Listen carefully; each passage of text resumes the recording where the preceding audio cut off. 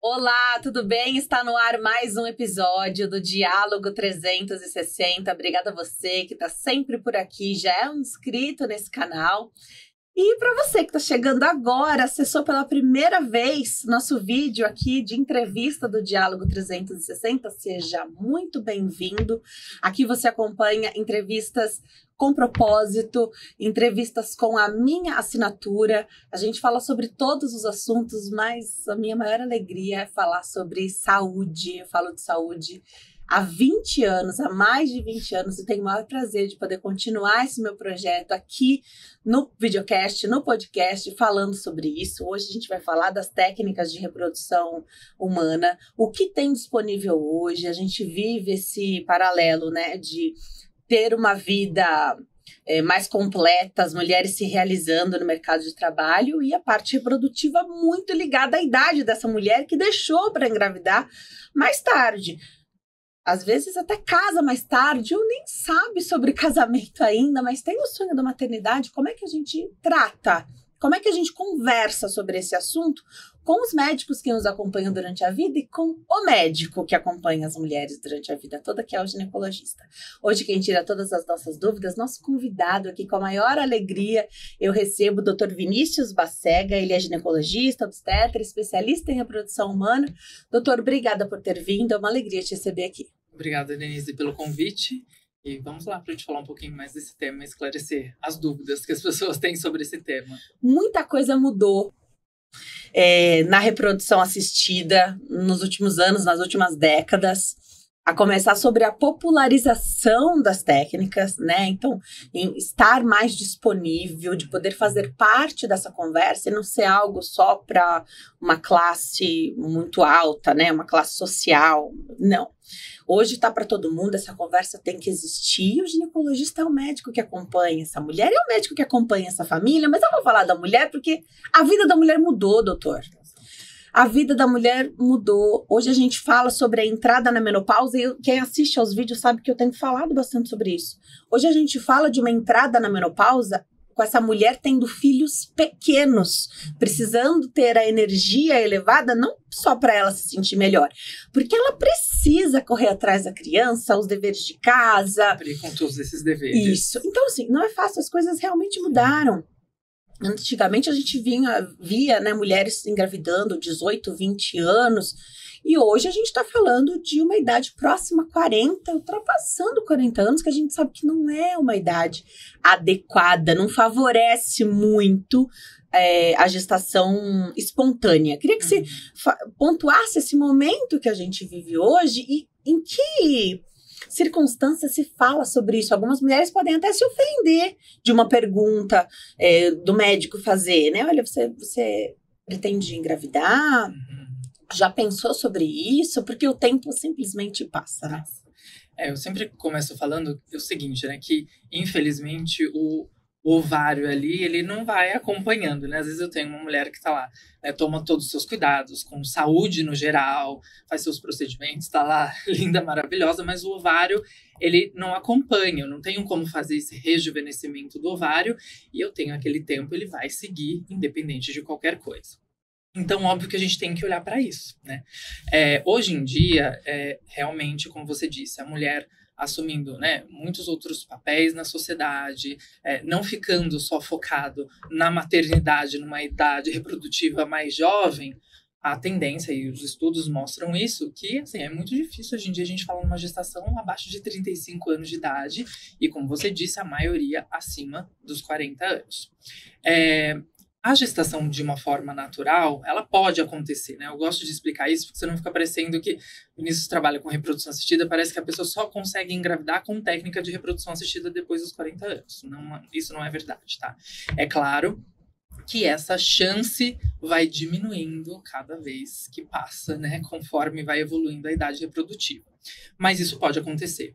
O que eu acho importante é orientar essa paciente, que, por exemplo, eu desejo, às vezes eu recebo no consultório, o paciente fala, Vini, eu quero tentar ter pelo menos 1, 2 tentativas de gestação de forma natural, estou com 40 anos, e se não der certo, aí a gente vai pensar o que a gente vai fazer em relação ao tratamento. O que é importante eu falar? sobre os riscos que eu tenho, principalmente acima dos 40 anos, da parte genética. Então, assim, é minha função como ginecologista e obstetra, especialista em reprodução assistida, orientá-la, né? Eu não posso falar para ela que ela não pode. É claro que ela pode tentar uma gestação de forma natural e ela precisa saber os riscos. Qual é a diferença do meu risco se eu estivesse tentando engravidar de uma forma natural com 33 anos e agora com 40 anos? É isso que eu preciso explicar para ela. E, claro, explicar que eu não posso aguardar, né? Eu tenho que colocar um tempo limite de tentativas acima dos 40 anos, porque senão, depois disso, eu começo a perder um tempo de tratamento que aquela paciente deveria estar se dedicando, por exemplo, a uma fertilização in vitro, talvez para poder tentar maximizar essas chances de gestação após os 40 anos de idade. Sobre né, como você disse, pode ser que alguém fique um pouco ofendida, talvez falando da gestação. Eu acho que mais por falta, talvez, desse conhecimento. A gente não está falando que essa gestação ela não é viável.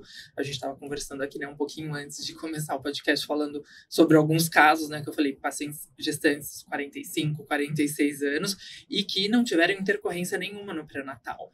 Por quê? Porque estavam ali desde o início, olhando para todos os cuidados que eram necessários. Elas sabiam que tem, claro, a gestação acima de 40 anos. Eu tenho maior chance de desenvolver doença hipertensiva específica da gestação, que é a pré-eclâmpsia.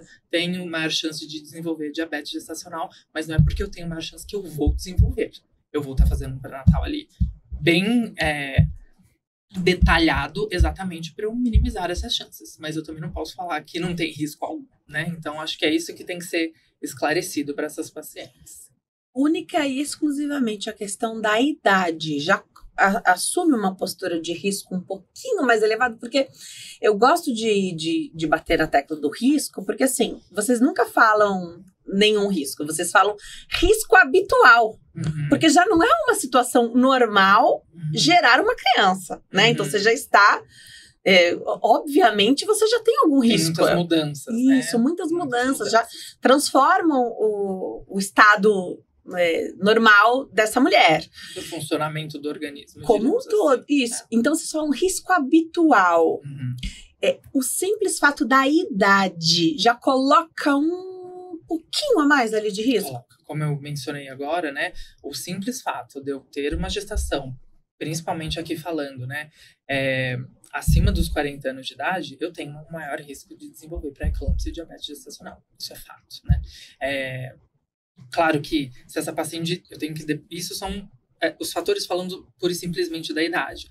Mas aí eu começo a olhar outros fatores. Se essa paciente tem idade acima de 40 anos, mas eu tenho mioma e eu aumento o risco também de um sangramento pós-parto. Então, assim, a gente vai avaliando, obviamente, de forma individual, mas falando isoladamente do fator idade, eu já coloco essas mulheres com maior risco obstétrico, ou seja, durante o acompanhamento pré-natal, de desenvolver pré-eclâmpsia e diabetes gestacional. Certo. E aí o estado de saúde dessa mulher é muito importante pré-gestação. Com certeza. Então, se ela tem a intenção, e eu acho que isso tem acontecido, né? Então, você sabe que você está chegando perto dos 40 e você ainda não teve filho e você quer. Tem que se cuidar mais. Vai se preparar, né? Para aquele momento. Com certeza. Porque se essa mulher chega, como a gente está falando ali, de adicionar fatores de riscos além da idade, né? Então, essa mulher chega, por exemplo, com um certo grau, por exemplo, uma obesidade, grau 1, com uma certa resistência insulínica, ou essa paciente, ela já é hipertensa crônica, mas não é controlada, às vezes está fazendo uso irregular da medicação. Então, tudo isso vai somar fatores de risco, né? Então, se eu tenho já esses fatores de risco previamente, além do fator idade, eu preciso estar, diríamos assim, bem controlada, né? Então, preciso estar bem assistida, falando do aspecto ali médico, sabendo se eu estou usando as medicações de forma adequada, se aquele é o período adequado, né? Se eu preciso, às vezes, passar em avaliação de algum especialista antes, às vezes eu preciso de uma avaliação cardiológica para saber se aquela mulher está num bom status de saúde, diríamos assim, para a gente poder, por exemplo, fazer uma transferência embrionária, engravidar, enfim. Isso é muito importante. Diríamos esse preparativo, né? Estar preparada para uma gestação. Não é pura e simplesmente engravidar e ainda a gente já sabendo que eu tenho esse fator de risco, idade, né? Perfeito. Aqui a gente fala bastante de congelamento de óvulos, especialmente quando é uma mulher que não está num relacionamento ou ela quer garantir o dela. E é tudo que a gente tem, às vezes, né? Sim. É o nosso material. tem crescido, eu tenho percebido meninas hoje aí por volta dos 30 anos já tomando uma atitude com relação a isso, um acesso e a informação também muito, tudo muito mais acessível mesmo, né? Tanto de valores, os custos e do conhecimento de saber que é importante dar espaço, né? Sim. Mas é suficiente? Então, vou imaginar, uma mulher aí, vou fazer uma coisa bem favorável, tá? 28 anos, então menos de 30 anos, Sim. congelou os óvulos, então a gente imagina que possa ter uma grande quantidade de óvulos para esse congelamento. E aí ela vai ficar tranquila. Quão tranquila essa mulher pode ficar? Porque é só o óvulo. Parece que quando você já congela o embrião, você já tem aí uns degraus a mais de tranquilidade, de olha, capaz que dê mais certo se congelar o embrião, mas às vezes você não tem. E aí você pensa, né? Os casamentos se desfazem muitas vezes. E aí você congelou um embrião. Aí não é só seu, né? Eu acho até que existem maneiras de você, legalmente, desse material pertencer a essa mulher, né? Mas não é só seu material. Será que você vai... A gente não sabe o que pode acontecer para esse fim de relacionamento, né? Eu queria que você falasse um pouquinho sobre isso, porque tá muito ligado essa parte de realização do sonho da maternidade, até com uma parte jurídica legal, né? Acho que começando lá pelo primeiro fator, idade, já que a gente estava falando um pouco sobre isso. Realmente, quando a gente vai falar assim, no momento ideal, a gente fala até, né, aquele negócio, até os 35 anos. Eu sempre falo que não é um número cabalístico, vou explicar o porquê que é interessante fazer o tratamento até os 35, mas se eu fosse falar, olha, eu tenho a opção de fazer com 30, 32 anos e 35, eu vou preferir fazer com 30 a 32 anos, que é assim, o ápice, diríamos assim, da fertilidade, né, do período ali da fertilidade daquela mulher, e o ideal seria fazer esse tratamento aí. Por isso que eu acho que, com acesso à informação, né, todas essas informações que a gente tem passado, rede social, obviamente isso se espalha muito rápido, né, nós vemos hoje meninas talvez mais, de uma idade reprodutiva mais jovem, já procurando pelo congelamento de óvulos. E aí, falando um pouco, né, sobre o quanto isso vai me garantir ou não uma gestação, esse é um grande problema e é algo que eu sempre falo que tem que ter um espaço da consulta daquela paciente, né, quando eu estou falando sobre o congelamento de óvulos, exatamente para esclarecer isso, não só a parte técnica, mas também esclarecer que eu sempre falo, eu posso fazer N, assim, números e números de tratamento e acumular números e números de óvulos. O que os trabalhos mostram, se a gente for olhar nas tabelas, nos gráficos, assim, ele atinge um platô que eu nunca vou conseguir 100% de chances de gravidez, né? Mesmo eu fazendo uma fertilização in vitro nesse momento, eu não tenho 100% de chance. A mesma coisa para o congelamento de óvulos. É claro que quanto mais jovem essa paciente for e quanto mais óvulos nós tivermos congelados, é óbvio que eu vou aumentar a porcentagem. E eu gosto de sempre mostrar isso também baseado para... Você não fica muito isso, né? A paciente fala, mas da onde que o Vinícius está tirando que eu preciso congelar 12, 14 óvulos? Da onde que o Vinícius está falando que eu preciso congelar 18 óvulos? Então eu gosto de mostrar um pouco também isso, né, baseado ali no que a gente tem hoje registrado em literatura, o que às vezes a sociedade americana, a sociedade europeia, né, de medicina reprodutiva preconiza de número ideal para a idade, e mostrar, olha, com tanto idade, você vai ter tantos óvulos, você tem tanto de porcentagem de chance de gravidez, de ter pelo menos um filho no futuro utilizando esses óvulos. Então isso é bem importante. Primeiro, falar que nunca vai ser 100%. Segundo, a gente alinhar expectativas. Eu quero ter um filho, 2, 3. Isso também vai modificar o número de óvulos que essa paciente tem que congelar, tá? Então isso também é um ponto muito importante da consulta do congelamento de óvulos. Lá no futuro, a gente sempre também tem que esclarecer. Eu falo que não adianta eu só explicar o congelamento de óvulos e eu não explicar o depois. O que vai acontecer depois que eu descongelo esses óvulos? Eu tenho que saber qual a porcentagem, qual a chance, né, desse óvulo sobreviver ao descongelamento. E aí, fazendo só uma pausa aqui, né, falando desses avanços, né, que a gente tem nesses últimos anos da medicina reprodutiva. Lá atrás, nós tínhamos uma técnica de congelamento de óvulos que tinha, em média, 70% de chance de sobrevivência. Hoje, essas porcentagens são acima de 90% de chance de sobrevivência desses óvulos após o descongelamento. Só que, como você disse, um óvulo não é um embrião. O óvulo é uma célula. Quando eu tô falando de um embrião, eu tô falando de 120 a 200 células. É óbvio que é mais fácil esse embrião, talvez ali, né, ele vai ter uma garantia um pouco melhor do que uma única célula congelada. Sim, ele também não vai ser 100%, como a gente disse, nenhum deles vai ser 100%. Mas ele já passou por todo um processo ali de desenvolvimento embrionário, então após junção óvulo-espermatozoide, que eu tenho um período em laboratório de 5 a 7 dias que ele vai chegar no estágio de desenvolvimento embrionário final, que a gente chama de blastocisto. Este embrião é um embrião, diríamos assim, pronto para ser colocado dentro do útero. Portanto, eu sempre explico isso para as pacientes. Por que eu tenho... Vinícius, eu quero ter um filho, por que eu tenho que ter 8, 10 óvulos para fertilizar? Porque não são todos os óvulos que vão conseguir cumprir todas essas etapas de divisão celular e chegar aqui, né? Então, só para ter uma ideia aí, eu não vou ficar falando muita parte técnica e porcentagens, mas é 30% a 40% a taxa de conversão de óvulo maduro que é fertilizado para chegar a estágio de blastocisto. Ou seja, se eu for colocar 10, 12 óvulos, eu vou ter 3, 4 embriões no final do processo todo, né? Então, eu acho que não é só...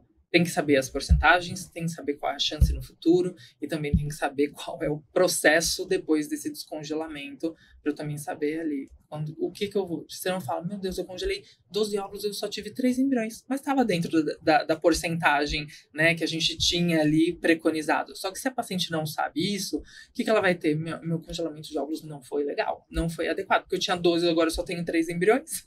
Então é muito importante explicar isso, entendeu? Para a paciente não ficar com essa sensação de meu tratamento não foi legal, ou fugiu do que era esperado, entendeu? E isso mexe com a parte psicológica demais. Muito. Por isso que eu sempre falo, você tem que saber o caminho que você está trilhando. A partir do momento que você sabe as porcentagens de tudo do que está acontecendo ali, eu sempre falo, a gente tá falando de medicina. Pode ser que eu tenha 10 óvulos, eu estou esperando 3, 4 embriões no final do processo todo, e eu tenho 6. Óbvio que pode, a gente está falando de medicina, né? Não é matemática. Mas eu tenho que saber qual seria ali a média, qual seria a porcentagem média que a literatura me dá para eu ter uma ideia. E eu sempre falo, se eu tive mais embriões, melhor pra gente, melhor pro tratamento, né? O que a gente não quer é ter uma porcentagem abaixo daquilo ali, ou pelo menos saber o que pode levar essa porcentagem para menos daquilo. Por exemplo, um caso recente agora, eu fiz de uma paciente que a gente teve que fazer mais de um ciclo. Ela tinha congelado óvulos com 35. Eles vão engravidar agora, ela tá com 38 para 39 anos, só que na época ela não era casada, agora ela é casada, e o parceiro tem um fator masculino muito grave.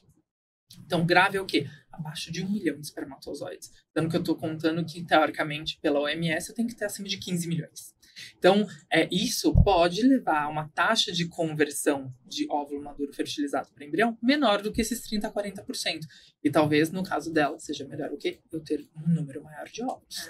Então, nesse caso dela, o que eu propus para o tratamento deles para a gente aumentar ou maximizar a chance de ter embrião? Utilizar os óvulos que ela tinha congelado lá com os 35 e nós fizemos um novo tratamento agora. Então, ela coletou novos óvulos e descongelou os óvulos de 35 para a gente fertilizar esse número maior de óvulos e maximizar as chances de ter embriões, já que a qualidade seminal do parceiro dela, que agora ela tem porque ela é casada, poderia levar a talvez uma taxa menor de conversão para embriões. Aí o nível de frustração a gente nem poderia quantificar aqui, né? Então, exatamente. Por isso que você já previu e tomou essa atitude. A gente está falando de consultas longas, a gente está falando de várias consultas, provavelmente. Consultas, retornos, ultrassons. Para tirar todas as dúvidas. Hoje a gente fala muito do marido, do companheiro, da pessoa, né? Não necessariamente, às vezes, é um marido ou a companheira estarem ali juntos, né? Porque é algo decidido junto. Às vezes isso acontece a partir da segunda consulta, às vezes a partir da terceira consulta. Cada família vai lidar de um jeito com isso, né? Às vezes a pessoa vai primeiro, quem tá mais interessado, tomou a iniciativa, vai primeiro, vai entender. E eu já ouvi algumas histórias assim, e já ouvi também críticas a respeito disso. Mas eu vou trazer aqui para saber sua opinião e como é isso para você na sua prática clínica. Dessa conversa ser, às vezes, libertadora. De, olha quantas opções a gente tem aqui para fazer o tratamento. Às vezes o casal que tenta, a gente ouve essas histórias, faz 10 anos que não usa nada para nenhum método e não engravida. é um casal muito frustrado já, Sim. né? Um casal que não tem nunca um médico disse sobre infertilidade, não deu esse diagnóstico, mas eles já sabem Sim. que eles tentam e não conseguem há década, né? E essa primeira consulta, às vezes, quando os dois já estão ali, que eles veem, olha quanta coisa tem, parece que dá uma relaxada. E eu já ouvi histórias de pessoas que nem precisaram das técnicas de reprodução assistida, porque conseguiram engravidar espontaneamente depois disso. Eu não sei se diminui essa pressão social, se é algo que o casal afina melhor. Olha, eu não sei, mas eu já ouvi a respeito disso e já ouvi críticas de... Olha, Denise, isso aí não tem nada a ver. Queria que você falasse como funciona isso na sua prática e se você já ouviu essas histórias também. Já. É claro que se a gente for falar assim, né, o fator psicológico, o status emocional, é claro que ele impacta muito, né? A gente sabe. A gente não fala, por exemplo, às vezes a paciente altera ciclo menstrual, antecipa a menstruação ou atrasa a menstruação porque está, às vezes, num nível de estresse muito grande.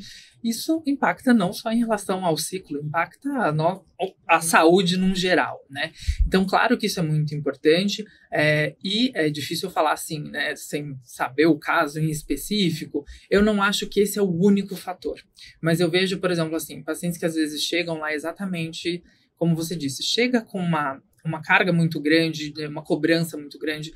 A gente vê, assim, que às vezes o casal evita, e às vezes eu confesso que eu falo até que eu concordo em não compartilhar, às vezes num determinado momento do tratamento, às vezes numa parte um pouco precoce do tratamento, porque a gente sabe que a sociedade cobra, sabe? E aquilo ali começa a virar mais pesado ainda. Já é pesado para o casal que está vivenciando aquilo ali, que está entre os dois ali compartilhando, né, como você disse, essas frustrações, etc, e lidando com aquilo, e aí você tem que lidar com a fulana perguntando, vocês não vão ter filho nunca? Esse casal que eu tô falando agora, foi um dos comentários deles. Nossos amigos, toda vez que vai em um jantar, alguma coisa perguntando, então começa com essa pressão, e aí parece que o negócio vai ficando cada vez pior. E depois que passa na consulta, que eu acho que, eu brinco que a reprodução é um mundo à parte, assim, né? Até quando eu falo por mim mesmo, né? Quando eu estava no processo de deixar só de ser ginecologista e obstetra e ter uma subespecialidade, que era a reprodução assistida, é um mundo totalmente à parte, né? Para quem vive aquilo ali, é totalmente à parte de quem nunca teve contato com aquela área da medicina reprodutiva. E quando a paciente entra em contato, começa às vezes até a entender o próprio ciclo, às vezes entender que não é aquele negócio, meu ciclo é 28 dias, eu ovulo exatamente no 14º, então eu vou tentar que não é. Às vezes a paciente vai e faz um acompanhamento daquele ciclo, começa a ver qual é o padrão dela de ciclo, de ovulação e etc. Às vezes ela até tem um know-how um pouco melhor de como funciona o organismo dela e acaba engravidando, entendeu? Então eu acho que tira um pouco desse peso e também tem o fator de adquirir um pouco desse conhecimento. Talvez saber um pouco melhor o que está fazendo, porque às vezes está fazendo a tentativa talvez no momento errado. Às vezes está usando uma medicação que não deveria estar usando e que pode estar atrapalhando, sabe? Então, são coisas pequenas, mas que fazem total essa diferença. Mas eu acho que sim, essa pressão nela, não posso falar que ela é benéfica, ela é prejudicial. Não tem como. E gostei que você falou desse começo de tratamento, de às vezes não abrir, porque Sim.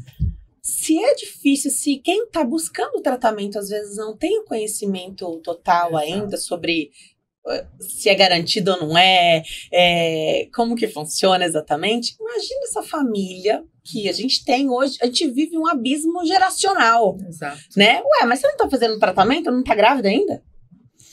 É difícil, né? Olha, o tratamento nem é garantido, mas a gente está tentando de todas as maneiras. Isso parece que você fica enxugando gelo falando sobre isso. Você falou desse abismo geracional e assim, trazendo uma coisa que aconteceu essa semana, na verdade, há 2 dias atrás, e que eu fiquei parando para pensar, meu Deus do céu, como pode, né? Um casal extremamente, assim, frustrado exatamente, que finalmente eles entraram num consenso porque o esposo não aceitava muito bem o fator de procurar a ajuda. E quando eles conseguiram entrar nesse consenso como casal, chega ali, o que me acontece? A família que eles abriram, mesmo sendo a primeira avaliação, o processo inicial, começa o fator, não, zero críticas o que eu vou falar, mas falando desse caso em específico, um fator religioso muito grande, em que já foi difícil para o casal aceitar, principalmente o marido. Quando eles abriram, a família começou, mas fazer uma fertilização in vitro não é permitido pela religião XPTO, entendeu? E aí, o que aconteceu? Ao invés de você achar aconchego ali, achar um carinho, alguma coisa que você precisava para poder seguir naquele tratamento, que também já não é tão fácil assim, não foi o que eles encontraram, entendeu? Não foi tão legal assim. Então, eu não sei, eu acho que assim, isso, quando estou falando aqui em específico, em casal, né? Que a gente sabe que não é só casal que vai fazer um tratamento. Mas nesse caso, assim, eu acho que assim, o casal precisa estar muito bem fortalecido ali entre eles, independente de, óbvio que é legal você ter um suporte familiar. É óbvio, mas nem sempre a gente vai ter ali. Talvez, não sei se aquele é o momento, talvez, de abrir. Nesse caso em específico, não foi algo que foi tão legal, que não ajudou tanto no processo, entendeu? E eles estavam compartilhando isso, como foi pesado, né? Ouvir, às vezes, talvez os seus próprios pais ou algum outro familiar, que é muito importante para você abrir um negócio que é tão particular assim e não ser muito bem recebido, entendeu? Infelizmente, né? É um comentário, assim, às vezes é melhor não falar. Exato. Você não sabe, deixa o casal escolheu, né? Já foi difícil, então... Se não vamos ajudar, vamos ficar quietinhos. Não vamos atrapalhar, não vamos atrapalhar. Né? Agora, se já é difícil com o material de cada um, então, estou imaginando aqui que óvulos dessa mulher, o espermatozoide desse marido, desse companheiro. Imagina quando qualquer uma dessas partes, ou o material da mulher não dá mais, não rola, ou quando é o homem, às vezes tem a condição que não tem, simplesmente não tem, ou já tentou e não deu certo. E você vai precisar de um material de outra pessoa. Quero saber, então, como é isso. Primeiro, na legislação, assim, a gente sabe que nos Estados Unidos parece que é diferente, é possível até ver foto da pessoa. Aqui não, mas você consegue ter algumas características, né? Então, você vai escolher, se você precisar de um material de outra pessoa, talvez seja mais confortável, eu não sei se é ético, você vai me falar tudo, mas talvez seja mais confortável que seja uma pessoa parecida com você, para você não ter. A gente também acha que a gente é tão... Nós somos únicos, claro, mas são tantas... Às vezes tem uma criança que é tão parecida com você e não é nada sua, né? Sim. Não tem seu sangue, mas você olha e fala, nossa, podia ser meu filho, podia ser minha filha. Exato. Né? A questão até vou dar um exemplo aqui da questão de doadores de medula. Às vezes você encontra alguém que é compatível com você, que não é nada seu. E na sua família você não encontra. Exatamente. Né? Então, eu acho que cada vez mais a gente vai diminuir o preconceito, porque existe um preconceito na busca por material de terceiros, né? Sim. Queria que você falasse sobre isso. Eu falo assim, eu vou falar um pouco abertamente, por, assim, trabalhar bastante, assim, obviamente, trabalho com todas as pessoas, mas eu também atendo muito o público LGBT, que é a PM+. Então, assim, eu sempre brinco que pro público LGBT, eu não vejo tanto esse preconceito, porque eu estou indo já procurando esse tratamento, sabendo, se eu estou falando, por exemplo, num casal homoafetivo feminino, que elas vão precisar selecionar um doador de sêmen. E se eu estou falando num casal homomasculino, eu sei que eu vou precisar selecionar uma doadora de óvulos, a gente vai precisar até de uma seção temporária do útero, né, que seria barriga de aluguel, que não seria a nomenclatura adequada no Brasil. Então, essas pessoas, elas já são mais receptivas em relação a esse assunto, tá? Estratificando, até falando aqui, né, em um casal hétero, por exemplo, eu vejo que, assim, existe talvez um pouco, essa resistência, às vezes, inicial, tanto posso ter da mulher quanto do parceiro, mas eu vejo que, pelo machismo enraizado, não tenho nenhum problema em falar que, obviamente, é muito mais difícil quando, por exemplo, eu tenho um fator masculino muito grave, por exemplo, com falhas de insucesso. A gente estava falando desse, né, caso agora há pouco, eu vou usar isso, um fator masculino muito grave, em que às vezes já fez N tratamentos com insucesso e que é indicado seguir com um banco, né, um doador, muito difícil. É muito difícil, principalmente quando o fator masculino. Eu vejo que, às vezes, as mulheres, assim... Eu acho que também prevalece muito essa questão de, olha, exemplos, pacientes que às vezes têm 44 anos, 43 anos, fez N tentativas, e a gente, obviamente, eu tenho a necessidade de, como médico, orientar aquele casal. Se essa mulher tá passando comigo pela primeira vez ali com 43 anos, falar para ela, olha, não é inviável a gente tentar, mas a maior chance, se você for me perguntar hoje, com 43 anos, não tendo congelado óvulos atrás, é com o óvulo doado. Eu não vou falar para essa paciente que ela não pode tentar, mas ela tem que saber que a chance dela talvez seja, assim, até no máximo 5%. É baixo, mesmo fazendo tratamento de alta complexidade. Eu tô falando de fertilização in vitro, tá? Então, assim, depois que eu orientei isso, essa paciente sabendo, ela fala, Vini, eu quero tentar, porque eu nunca tentei na minha vida fazer com o meu óvulo próprio, tudo bem. Mas você vê que isso também, às vezes, 1, 2, 3 tratamentos, se eu não obtenho sucesso, e como a gente falou, a porcentagem é maior para, infelizmente, não ter sucesso com óvulos próprios, você vê que essa paciente chega em algum momento que ela vai parar e falar, eu estou estafada, cansei disso aqui, eu preciso parar, eu preciso pensar. Eu tenho vários casos de paciente assim. Inclusive, o caso que a gente estava conversando aqui, da paciente de 46 anos que eu fiz o parto recentemente, ela fala para mim, Vini, me dá um tempo. Eu não tô preparada agora ainda, mas eu também não tô preparada mais para seguir, igual você havia me falado com óvulos próprios. Nós já fizemos 3 tentativas e todas as vezes, uma vez não teve embrião, outras vezes embriões com alterações cromossômicas. Ela precisou desse tempo para respirar. Vamos lá, terapia, pra gente poder resolver algumas coisas. A gente acha que a gente não tem preconceito, mas a gente tem muito preconceito que tá ali enraizado e mascarado. A gente não consegue ver isso. Foi até uma das minhas conversas com ela nesse retorno antes da gente seguir com o tratamento com óvulo doado. E até ela voltar, falou, tá bom, então vamos lá. Eu quero, né, selecionar uma doadora com características parecidas com a minha, etc e tal. E assim, hoje em dia, se olhar o bebê, é mega parecido com eles, assim, a paixão da vida deles. Só que aí, o que você para ver? Que a mulher acaba colocando a importância de ser mãe, de viver a gestação, de, né, vivenciar a maternidade, e isso acaba superando todos esses preconceitos. E da parte masculina é um pouco mais difícil isso.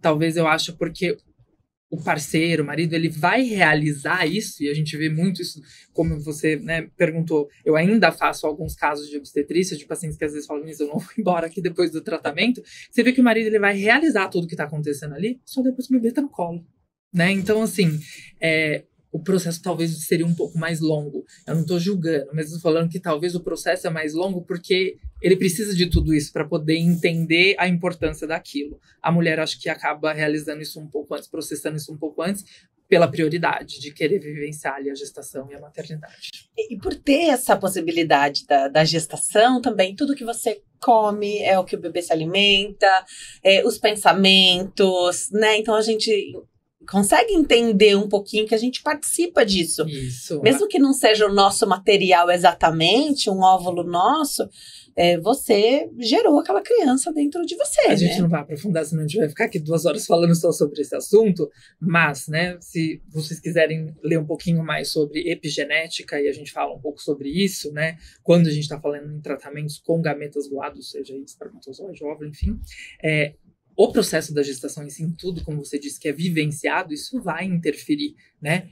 E influencia em expressões e inexpressões gênicas daquele bebê em desenvolvimento, né? Isso é comprovado cientificamente.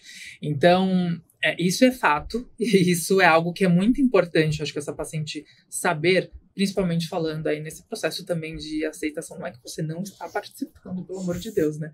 Tá gerando aquela vida ali, vai conceber, tem o parto, depois vai cuidar de todo o processo depois do nascimento, como essa criança vai se desenvolver, educar, enfim, a gente não tem nem o que falar mais. Mas é claro que para quem pesa muito esse fator de a parte de influenciar da parte genética, quando a gente fala de epigenética, eu acho que talvez eles consigam entender um pouco melhor o que é isso.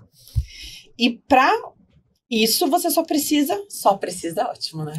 Você precisa de uma mulher saudável, de um útero saudável. Sim.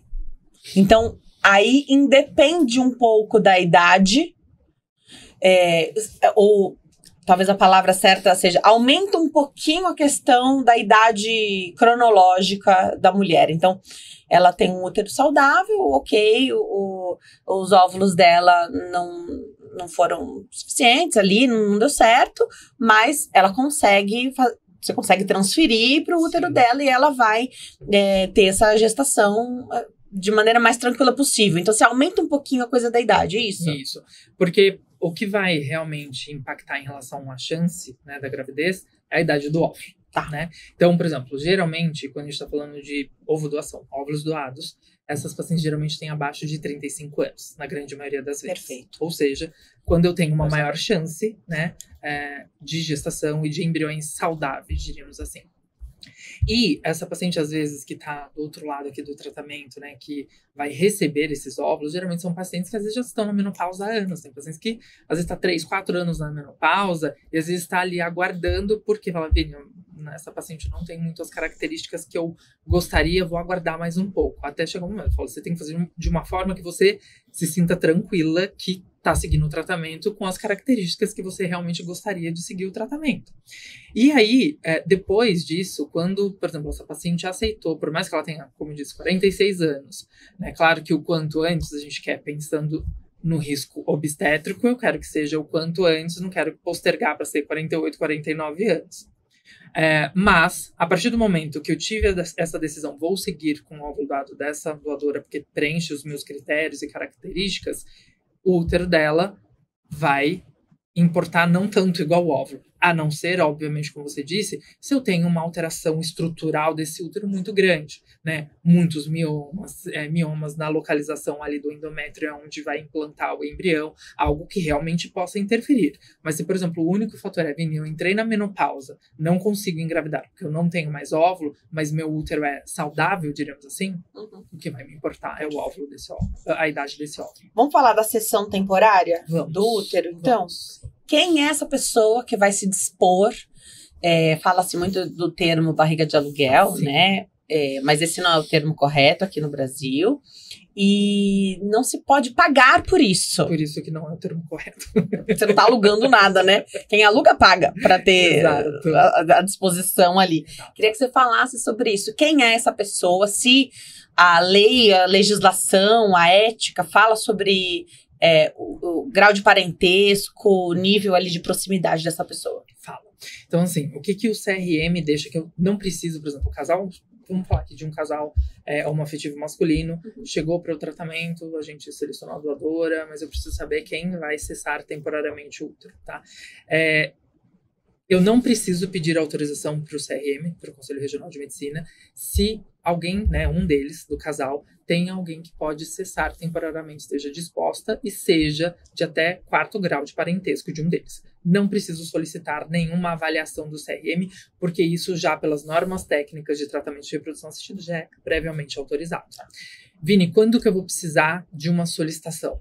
Quando eu não tenho ninguém, né, que possa cessar temporariamente o útero, por exemplo. Não tenho nenhuma mulher na minha família, vamos supor que só tem meninos ali na minha família, não tenho ninguém com útero que possa engravidar dos dois ali, do casal que está fazendo o tratamento. O que nós precisamos? Vini, a gente tem uma amiga, vou dar um exemplo, né?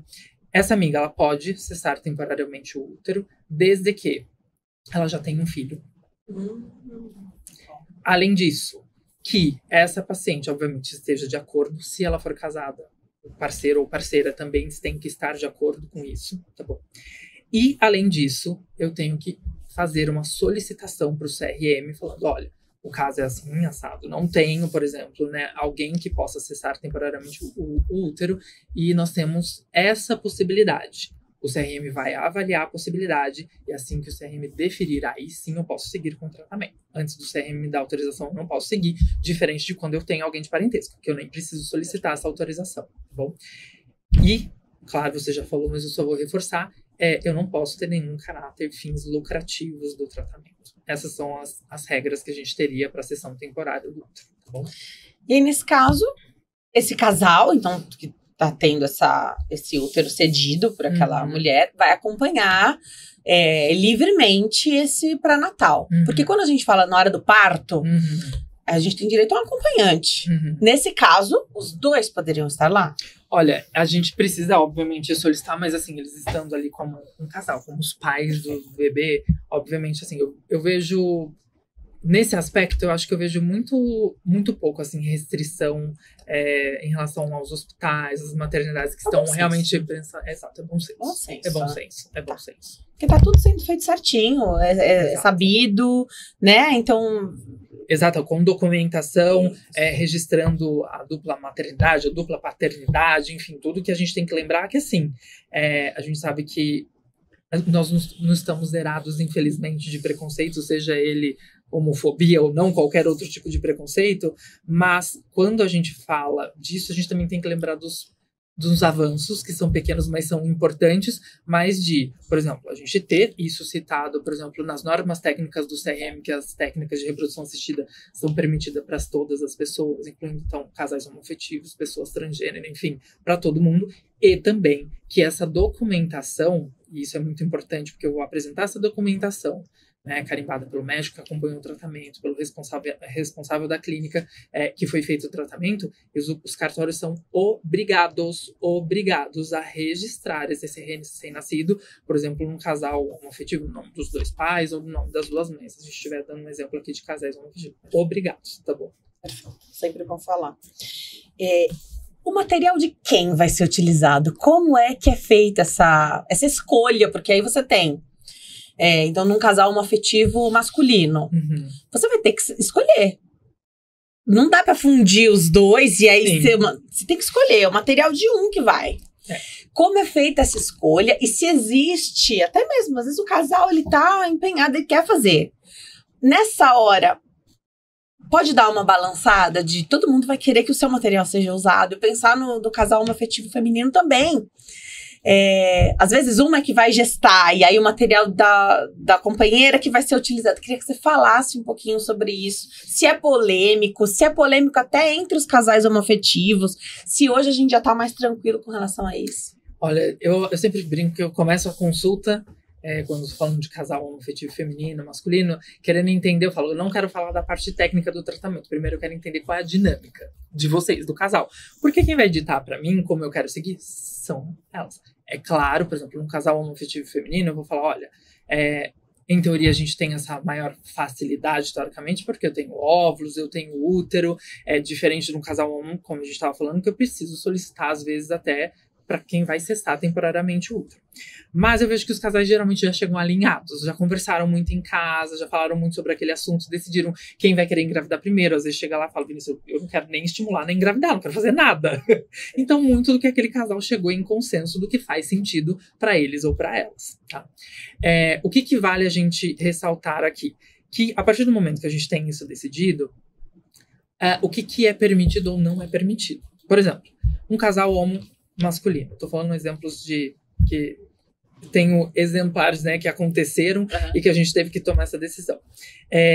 Eles quiseram, um casal homo que eu tive de tratamento, eles quiseram utilizar óvulos da mesma doadora.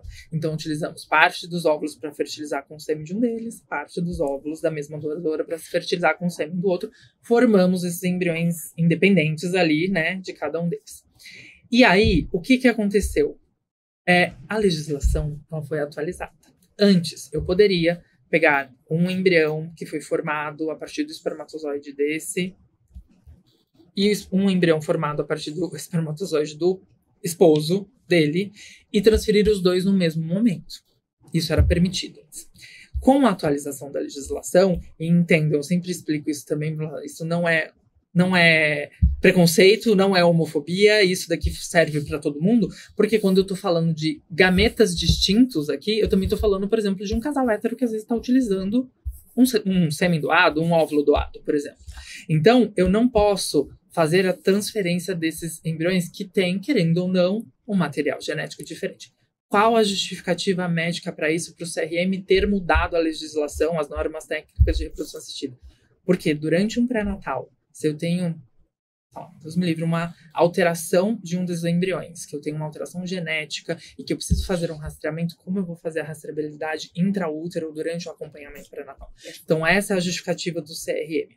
Então, o que eu posso, por exemplo, nesse caso? Vini, eu posso os dois terem embriões formados com óvulo da mesma doadora, cada um utilizando seu sêmen? Sim. O que eu só vou ter de diferente depois da atualização da norma técnica?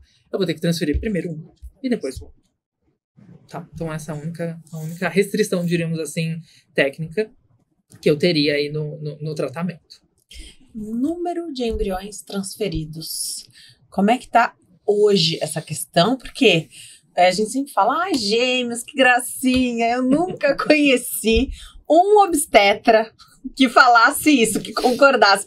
Vocês sempre falam assim, um de cada vez é muito melhor. Eu prefiro que vocês voltem todos os anos buscando um único embrião do que transferir 2 de uma vez, exatamente. Porque, como eu disse, eu ainda faço parte do obstetrícia, então eu confesso que eu penso no tratamento e no pós-tratamento também, porque eu sei o risco que existe depois de uma gestação gemelar. Então, eu confesso que não é só uma coisa nossa aqui, Brasil, a nível Brasil, é mundial, tá? Essa mudança nós temos com a evolução das técnicas, porque antes eu transferia mais, porque eu tinha alteração, como eu disse. Eu não tinha, talvez, um congelamento de embrião-óvulo tão eficiente igual eu tenho hoje. Então, tinha muitas diferenças técnicas que hoje, ainda bem, tivemos evolução. Então, hoje eu tenho análise genética de embriões que eu não tinha antes. Então, N coisas.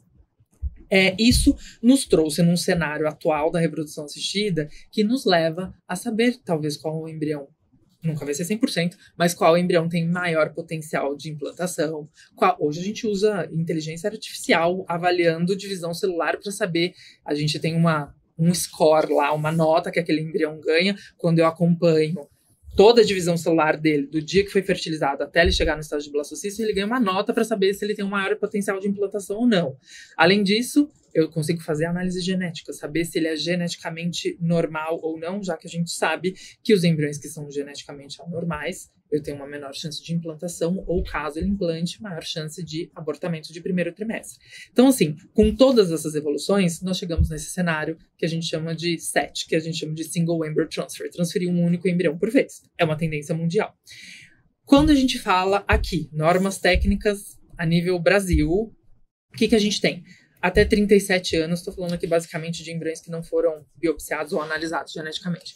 Até 37 anos, possível, no máximo, até 2 embriões. Após os 37 anos, 3 embriões. Essa é a norma técnica. Se eu estou falando de embriões biopsiados, ou seja, que eu sei o status genético desse embrião, 2 independente da idade. Perfeito.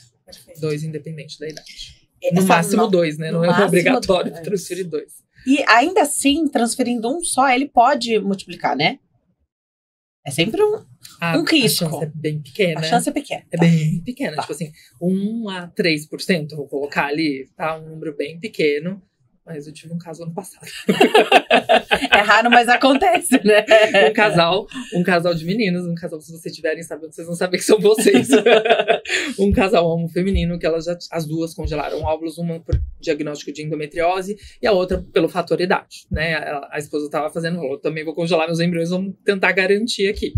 Elas congelaram, utilizando o sêmen do mesmo doador, cada um seus embriões. E daí, uma delas engravidou com o embrião formado a partir do óvulo da esposa dela. Tá bom, tiveram uma menininha linda, maravilhosa. Depois de mais ou menos quase 2 anos, elas retornaram. Falaram, gente, a gente vai transferir um só, você já tem uma filha, etc e tal. Não, tá bom, Vini, a gente nem vai discutir, porque no começo lá, no primeiro filho, elas queriam transferir 2. Aí, tá bom, não, agora não tem discussão, vamos transferir um único. Transferimos um único, esse embrião dividiu após a transferência e elas têm gêmeos idênticos, 2 meninos. Era pra ter gêmeos mesmo, essa família. Muito idênticos, mas muito idênticos, mas são muito fofos. Ai, que legal. Então, na verdade, a gente tá falando do mais alto nível de complexidade da reprodução assistida.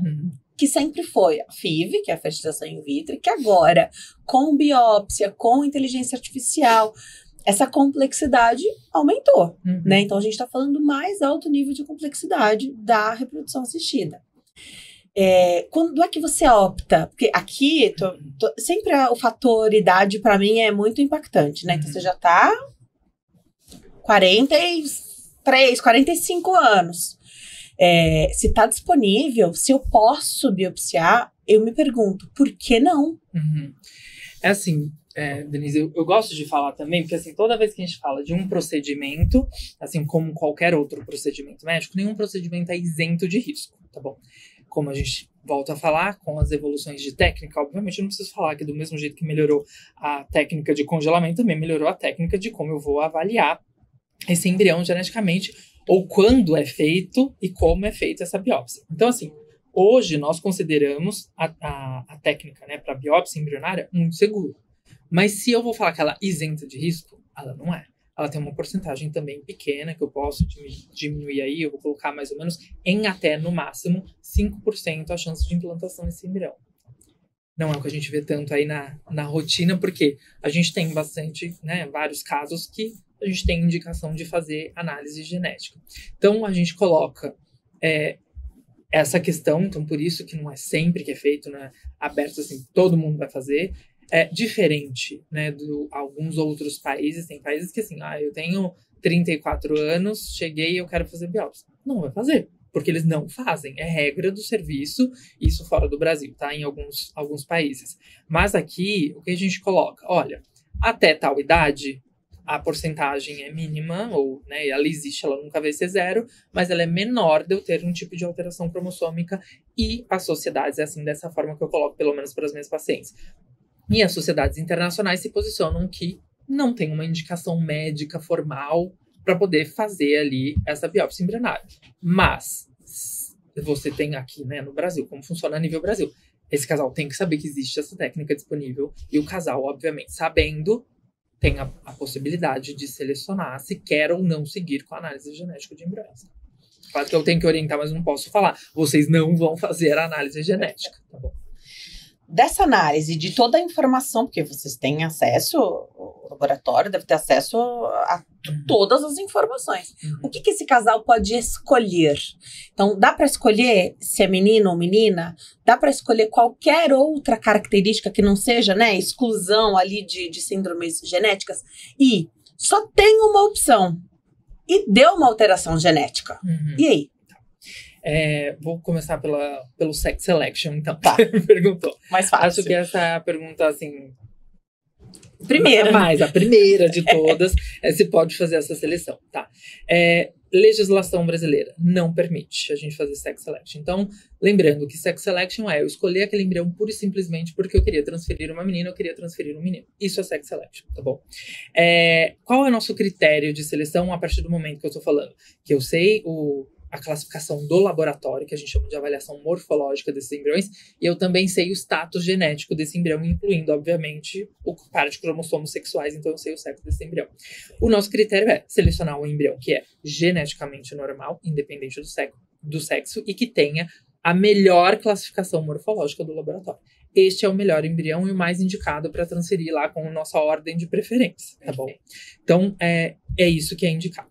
No Brasil, então, eu só posso fazer essa seleção, e daí eu não gosto de chamar de sex selection, porque, como eu disse, a definição é se eu estou selecionando só pelo sexo porque eu quero transferir aquele sexo. Então, diferente de sex selection, eu posso selecionar o sexo do embrião que eu vou transferir, exceto só em um único caso, né, que o CRM, a legislação permite, que é quando eu tenho uma doença genética ligado por exemplo, ao X ou ao Y, por exemplo, algo que seja específico, né, que tem maior chance, por exemplo, de meninos ter tal doença. E eu posso selecionar para transferir uma menina, entendeu? Por isso, então, que é tudo muito individualizado, né? Muito, às vezes tem família que já tem um histórico familiar importante, você levou isso em consideração, você fez essa análise.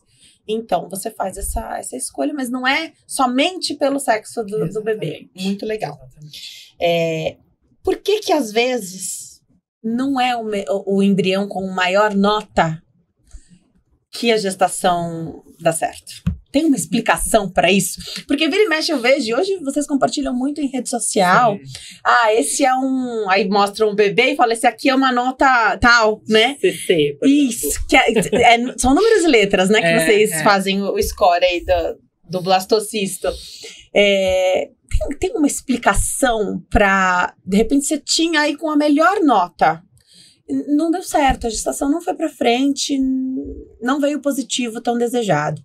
E aí, a frustração já vai aumentando, porque você o melhor já não deu certo. Mas, às vezes, não é o melhor. Vou colocar num cenário para a gente tentar tirar fatores que possam nos confundir aqui. Então, num cenário em que eu fiz avaliação genética de todos os embriões. Então, vamos excluir a parte de alteração cromossômica. Eu tenho esses embriões já analisados geneticamente, eu tenho lá um blastocisto 4A, 4CC, 3BB, então, que são as classificações. Então, num geral, se eu estou falando um 4AA, é melhor que um embrião 4CC, por exemplo. tá? Isso por grau de fragmentação celular, tá? Tentando resumir um pouquinho aí essa classificação morfológica. O que acontece? Mesmo eu transferindo o embrião geneticamente normal, eu não tenho 100% de chance de implantação, só porque ele é um embrião 4AA, ou seja, ele tem uma nota ótima morfológica e porque ele tem um status genético dentro do adequado. Por que eu não tenho 100%? E aí a explicação, ela fica num lugar onde hoje eu acho que a medicina reprodutiva tenta ainda, né, se desenvolver mais, mas que eu falo que a gente não tem um controle tão grande.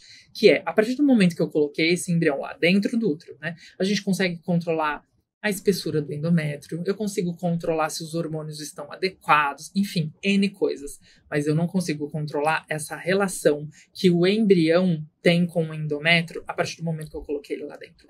Então, às vezes, esse embrião, vou falar assim, da parte bioquímica, energética, o 4cc, talvez ele esteja um pouco melhor do que o outro e conseguiu implantar. São coisas que, assim, realmente a gente não consegue explicar, né? Então, que eu sempre falo, a gente tem que tentar, dentro do cenário ou das coisas, dos fatores que a gente consegue controlar, a gente tem que estar tranquilo que a gente está olhando para tudo.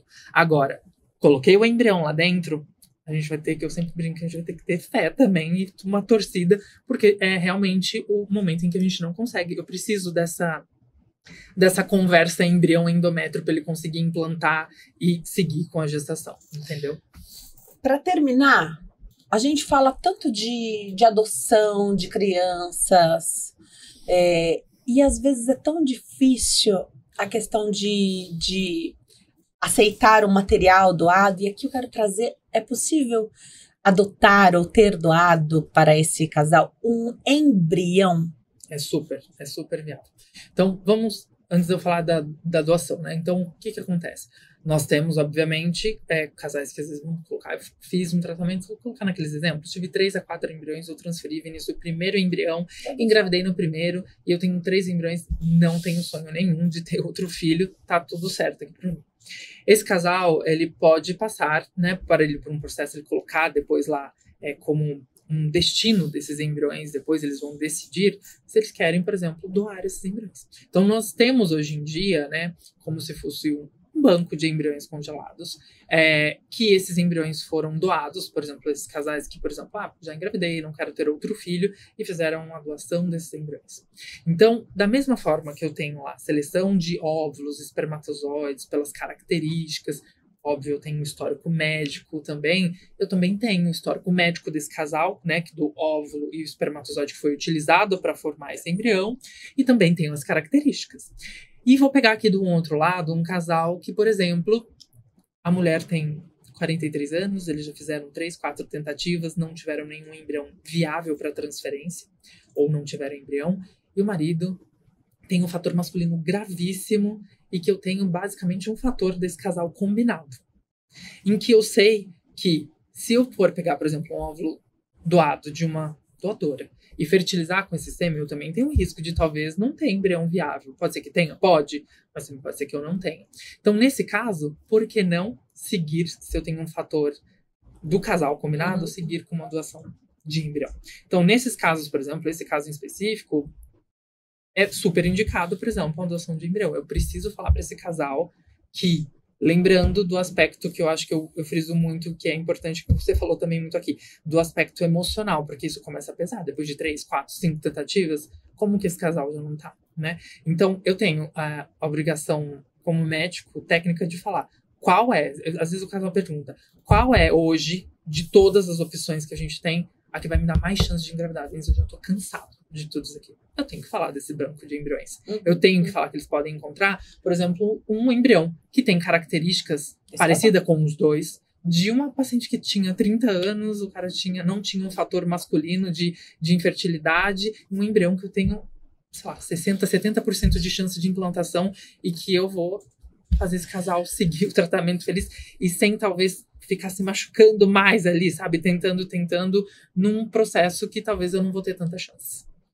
Excelente. Os dados são sigilosos, mas eles existem. Então, a clínica, com toda a ética e responsabilidade, vocês conseguem verificar isso, porque existe essa ansiedade também de tentar acertar o máximo ali de característica desse casal, né? E de ter certeza desse embrião saudável, enfim. O dado tá ali, ele só é sigiloso, você nunca vai poder acessar, ninguém vai nunca saber de quem era esse embrião antes dele ser seu, porque se ele foi doado, ele vai ser seu. A legislação não vai permitir, como você disse, ver foto, etc e tal, mas dentro da clínica, até dentro da clínica, essas informações, elas não são, assim, liberadas para todo mundo. Existem pessoas específicas que fazem parte de um núcleo de doação e que têm acesso a essas informações. Essas informações são totalmente sigilosas. E é esse grupo que cuida dessas informações também vão cuidar da veracidade de tudo, do histórico médico desse casal, da veracidade de você me falar pra mim que você tem o olho castanho, que você tem o cabelo castanho, que essa textura de cabelo é tal. Vai ser avaliado, entendeu? Então tudo isso é checado para que esse casal também consiga seguir, obviamente, porque eles vão se basear onde? Numa ficha de cadastro em que eles têm acesso da paciente colocando que ela tinha uma estatura tal, com cabelo tal, entendeu? Então tudo isso é verificado, obviamente. Eu adorei esse bate-papo, doutor. Também. Eu adorei. Nossa, foi assim, tão esclarecedor e tão leve. A gente falou de assuntos que às vezes é difícil do pessoal ter acesso. Não é em todo lugar que se tem.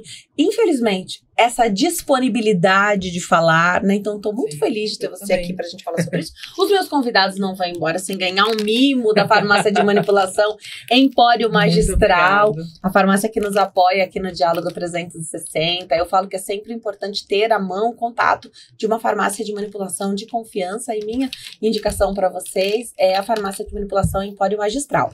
Manda lá o teu pedido, tire sua dúvida também. Tem uma equipe de farmacêuticos esperando a sua ligação ou sua mensagem no WhatsApp no 11 50 89 5123. 11 50 89 5123. Também lá no Instagram, @Empório Magistral, e no site www.emporiomagistral.com.br. Eu sei que tem novidades lá no site também, então bora curtir, acessar. Tem dúvidas de um suplemento, o teu médico prescreveu um manipulado, para pedir orçamento, para tirar sua dúvida, entre em contato que eles estão à disposição. Doutor, Denise, obrigada. Eu amei. Agradeço. Foi incrível. Fluiu aqui, Super fluiu, né? Eu vou deixar seu contato. Perfeito. Hoje todo mundo na rede social, então @Dr. Vinícius Bacega, @Dr. Vinícius Bacega, lá no Instagram você encontra o perfil dele. Espero te receber outras vezes aqui, doutor. É um prazer retornar Muito fácil te entrevistar, preciso confessar. Facílimo te entrevistar. Obrigada por ter vindo. Eu que agradeço. Espero que todo mundo tenha gostado e tenham tirado dúvidas aí do pessoal. E se vocês quiserem, obviamente, me mandar inbox, perguntas, etc., eu respondo lá também para vocês. Muito legal. Obrigada por falar com tanta clareza, né, sobre os assuntos e pelo seu trabalho, ajudando casais a realizarem o sonho da maternidade e da paternidade. Sim. Obrigada, viu? Obrigado você. Até a próxima. Até a próxima. Obrigada a você que esteve aqui conosco, que recebeu essa informação. Deixe um comentário, faça contato lá com o Dr. Vinícius também. Uma alegria recebê-lo aqui. Adorei conhecer o doutor. Com certeza vou fazer votos para que ele volte aqui. A gente traz as perguntas, mesmo se não quiser se identificar, a gente traz as perguntas do público e esclarece para você o que ficou aí de dúvida. Obrigada pela companhia, por estarem sempre aqui conosco. A vida é feita de diálogos e conexões e eu te vejo no próximo episódio. Tchau. Tchau, tchau.